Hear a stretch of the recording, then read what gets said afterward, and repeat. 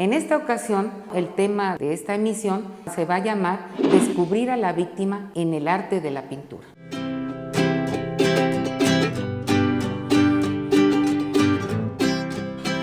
Hola, ¿qué tal? ¿Cómo están todos ustedes? Bienvenidos a Visión Victimológica. Fíjense que es extraordinario esto. Cuando yo empecé mis clases de victimología, siempre pensaba de cómo era la forma en cómo abordar a mis alumnos para que comprendieran, para que más bien estimularlos a la victimología. Y siempre empecé con Bellas Artes. En esta ocasión vamos a reflexionar sobre la pintura. Y bueno, ¿por qué la pintura?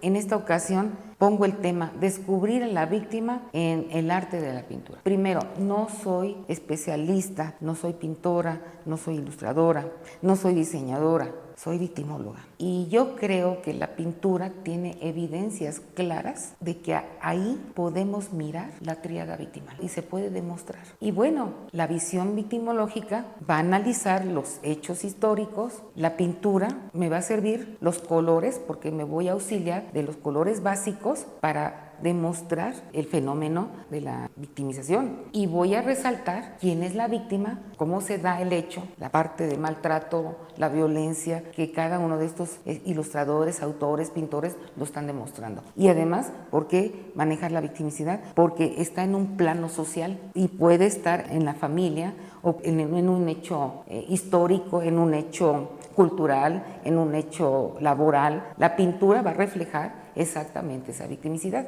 Ahora, la pintura representa la estética de los fenómenos naturales. También describe los fenómenos sociales del presente y el pasado. Los voy a llevar a ustedes al pasado y en un momento dado los voy a poner en el presente. ¿Por qué? Porque primero vamos a analizar el producto y después le vamos a dar un enfoque victimológico. Y además que la pintura expresa sentimientos y emociones del autor. En este caso sería el ilustrador, el pintor, el diseñador, porque ahí plasma a través de los colores, a través de los hechos históricos, a través de la naturaleza de ese producto, va a decir qué es lo que siente, qué es lo que ve en ese momento. ¿Y cómo vamos a manejar esto?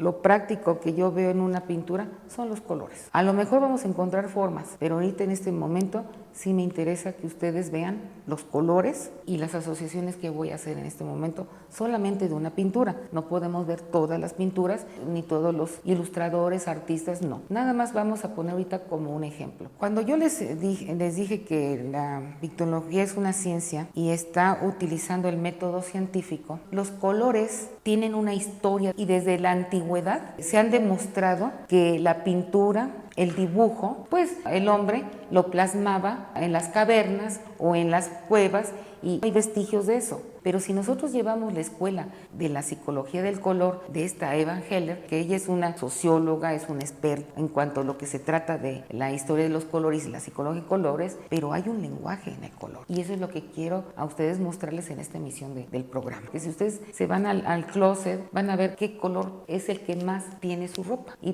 probablemente por ahí está su personalidad. Yo voy a empezar a que ustedes vean los colores a través de la pintura. No puedo colocar todos los significados del color porque estos van a variar también de los que han estudiado el color y lo han adecuado a la personalidad.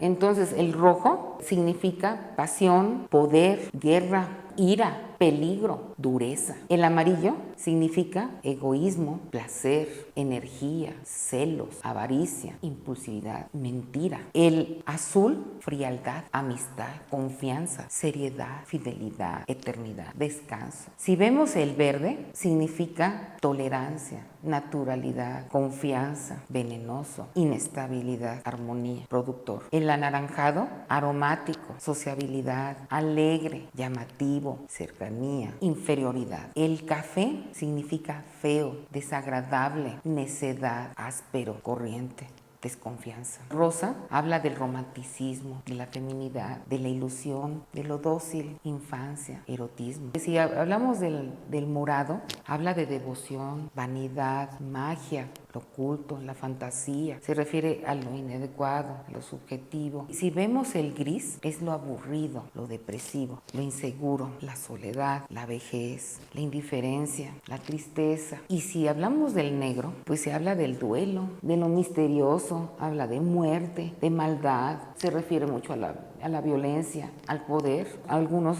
expertos en color pues también hablan de que es elegante el negro, pero también hablan del final de la vida. También si vemos el blanco, entonces vamos a hablar de lo nuevo, la vida, la esperanza, lo ideal, lo perfecto. Pues ahí se habla de honestidad y quizá de pureza, inocencia. Yo creo que si ustedes investigan sobre los expertos en color, normalmente está muy relacionado con la psicología y el lenguaje del color, unos coinciden y otros no, pero bueno, esto es en la generalidad. Y vamos a referirnos ahora a una pintura histórica que se llama El Suplicio de Cuauhtémoc. Esta pintura data de 1893. El autor es Leandro Izaguirre. Su periodo de tiempo fue de 1867, que es donde nació, y murió en 1947. Fue un pintor famoso, un ilustrador, un maestro de la Academia de San Carlos de la Ciudad de México. Tiene muchísimas obras. Vamos a empezar con el Suplicio de Cuauhtémoc, pero él tiene otras que forman parte de un acervo histórico mexicano. Es decir, él estaba muy inclinado a todos los hechos históricos más relevantes en la época colonial. Pero aparte de ser un pintor que reflejó la parte histórica de nuestro país, también fue ilustrador de una revista que se llama Revista Moderna. Estas publicaciones influenciaron mucho en otros países de habla hispánica y también reflejó mucho su personalidad en el mundo ilustrado. Ahora nos vamos a referir a la pintura. Esta pintura que están ustedes observando retrata el acontecimiento histórico de lo que sucedió en 1521, pocos días de la rendición de Tenochtitlán. Cuauhtémoc fue el último tlatoani mexica. Es atado a unas piedras labradas con antiguos jeroglíficos. Tiende sus pies hacia las llamas que sube de un brasero junto con su primo, el señor de Tlacopan. Si ustedes notan en esa tortura, él aparentemente hay una serenidad, acepta su sufrimiento en el sentido de dice, bueno, ya se acabó todo, ya hasta aquí. Pero si ustedes ven esta pintura, su primo no, su primo sí verdaderamente está sufriendo y como que lo trata de obligar a que diga lo que le están pidiendo Cortés. También se observa a Julián Alderete, véanlo ustedes que está agachado. El autor, el ilustrador, habla que es el tesorero de la corona, quien realmente se pretendía en esta tortura que Cuauhtémoc revelara el sitio donde tenía escondido los tesoros de Anáhuac. También ven ustedes en el suelo, a un ladito, se ven algunas las vestiduras reales de Cuauhtémoc y también del señor de Tlacopan. Y también ahí se ven dos coronas, se ven ajorcas de oro y dos pares de sandalias. En la puerta vigila la escena de un alabardero, dos soldados con armadura y un hombre con vestido civil. Y bueno, voy a empezar a analizar esta pintura. Primero tenemos que hablar de Cuauhtémoc. Cuauhtémoc fue un tlatoani. Los tlatoanis eran considerados dioses, emperadores, no se les podía ver a la cara, eran seres majestuosos y cada vez que ellos bajaban al pueblo se les hacía reverencia y aquel que mirara a los ojos a los tlatoanis pues eran castigados. Eso lo vio Cortés. Y bueno, al hablar de serenidad de él, el sacrificio, aceptó la tortura. Vean ustedes la vestidura de él, es blanca, tiene ahí cerca del cuello como una prenda que es blanca, en donde está recargado, donde están las piedras, es blanca, su ropa, su vestimenta de ambos es blanca, las sandalias son como una especie de color amarillenta, la corona dorada, y si ustedes ven también el fuego es violencia, el fuego es poder, el fuego es dolor, el fuego es peligro. Bueno, yo les puedo hablar que los grises es la parte triste de ese momento El gris está representando principalmente de la inseguridad que se estaba viendo con estos señores. Inseguros porque aunque me digan y refleje el autor Izaguirre, nos diga que son guardias reales, eran personas que venían de Europa proscritos, hombres que querían tesoros, hombres que ansias de conquistar, ansias de destruir, ansias de obtener beneficio. No podemos hablar de realeza, de educación, cuando estas personas vinieron a matar, vinieron a saquear, vinieron a robar. No es por ahí, ¿no? Entonces el gris nos está demostrando la parte depresiva de Cuauhtémoc, la parte depresiva del otro señor de Tlacopan. Y aparte, estos grises nos están hablando de individuos que no sabemos la inseguridad, la incertidumbre de lo que iba a ser Tenochtitlán, el futuro. También vemos a un Hernán Cortés, en donde la historia dice que sí estudió y que le gustaba, ¿no?, la aventura, pero un hombre que llega a matar, que destruye todo lo que había en el paso, que roba y que todo lo que iba a llevar, lo iba a llevar a la corona de España. Yo estoy hablando de un sicario, de un mercenario que no le importaba la vida humana, porque aquí mató mucha gente. En la destrucción de Tenochtitlán murieron mujeres, murieron niños, murieron hombres, esclavizaron a todos. Entonces yo estoy hablando de una persona que no tuvo medida en destruir. Lo está reflejando el cuadro, los grises y los negros. La víctima se refleja en lo blanco, pero también lo blanco habla de lo nuevo, ni modo, del cambio que iba a suceder en ese momento, porque iba a haber, es un cambio social tremendo, de tener una cultura, llega otra cultura que va a ser impuesta y es parte de ese cambio. También habla mucho del café. Vean ustedes el café en las botas de estos señores y donde habla de una persona desagradable, porque era una persona desagradable, era una persona ambiciosa, áspero y además desconfiado. Él no confiaba en nadie, ni en sus propios hombres. Tan es así que muchos de sus soldados quisieron regresar a España y él mandó quemar los barcos para que nadie regresara. Entonces era una persona, pues en cierta forma, con una dureza y una falta de empatía hacia todo. Y bueno, vean la parte rojas y vean la parte amarilla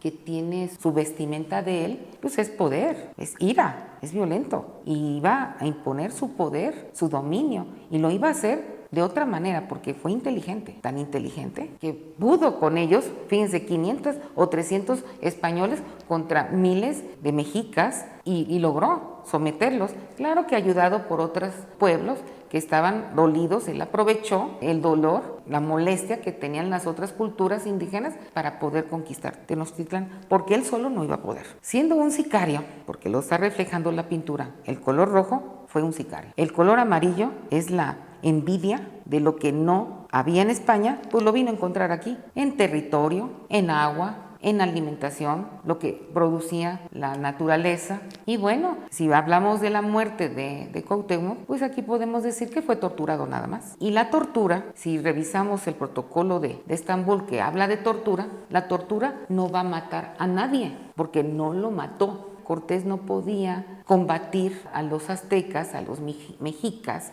no los podía combatir porque el Tlatoani era un dios, una imagen divina. Entonces, si él lo mataba, no iba a poder con todo el pueblo mexica, ni con todas las culturas indígenas o todos los pueblos que había en ese momento. Entonces se le hizo muy fácil. Dice, lo voy a poner sentadito con 4 esclavos y lo voy a pasear durante 4 años, porque no lo mató en ese momento. Lo torturó aparentemente buscando un tesoro, que realmente el tesoro no eran monedas o piedras preciosas, oro en sí. El tesoro que él tenía en mente era el dominio del territorio mexicano, y todavía iba a seguir sus expediciones hacia América Central y quizá hasta América del Sur.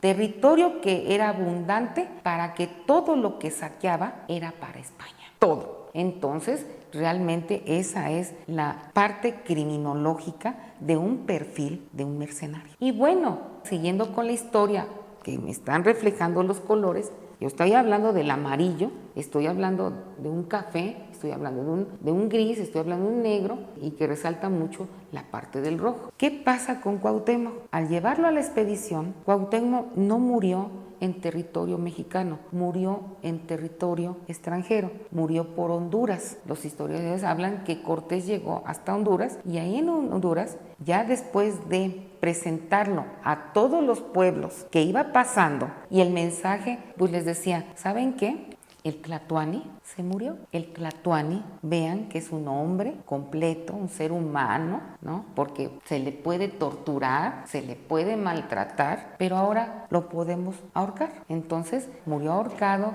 el 28 de febrero de 1525 por Honduras. Se desconoce totalmente dónde quedó el cuerpo de Cuauhtémoc y también de su primo, el Tlatoani, que es de Tlacopan, el señor de Tlacopan. Entonces ahí fue la verdadera caída de Tenochtitlan, porque ahí fue en donde todos los indígenas, todos los pueblos quedaron sometidos por los españoles. Yo les estoy hablando de una pintura, les estoy hablando de una percepción de colores. A mí los colores me reflejan la dureza de la época. Y podemos quizá buscar otras pinturas relacionadas con la caída de Tenochtitlan y van a ver que los blancos resaltan mucho en la personalidad de Cuauhtémoc. Una víctima, una persona que acepta el sacrificio, aceptó que ya no había más, ya no podía hacerse más, y entonces se habla de un nuevo comienzo, una nueva cultura, una nueva